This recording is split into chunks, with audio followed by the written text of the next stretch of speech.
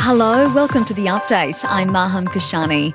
Donald Trump's lawyers say he'll plead not guilty as he becomes the first former US president to face criminal charges.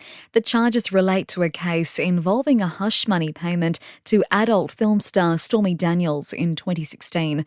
Mr. Trump is expected to appear in a New York court early next week, but his attorney, Joe Tacopina, has told American media he's yet to see details of the indictment. He's not worried at all. I mean, he's upset, angry. He is being persecuted politically. That is clear to many people, not only on the right but on the left. And we as Americans honestly should be concerned. Today it's Donald Trump. Tomorrow it's going to be a Democrat. Former Olympic runner Oscar Pistorius has been denied bail over the 2013 killing of his girlfriend Reeva Steenkamp. The parole board says he's not yet completed the minimum detention period needed to be released on bail. The Steenkamp family says the news is a huge relief. The Liberals are hoping to retain the marginal Melbourne seat of Aston as voters go to the polls for a federal by-election.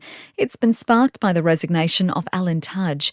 Polling suggests Labor could cause an upset and shift the seat into government hands.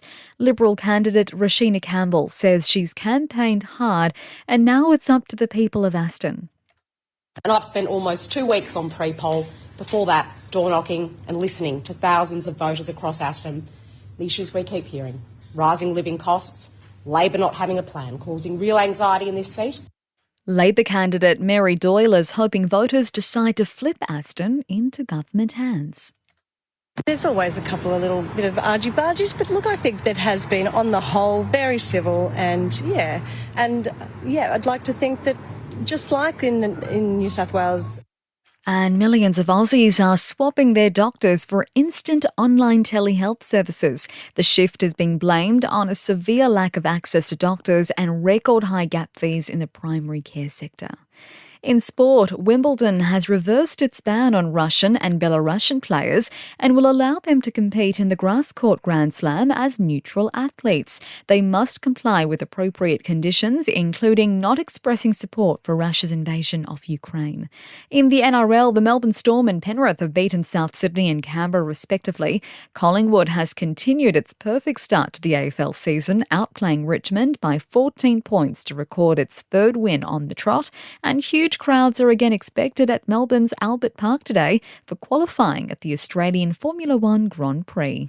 In entertainment news, English songwriter Keith Reid has died at the age of 76. He helped write John Farnham's iconic hit You're the Voice. He was diagnosed with cancer 2 years ago.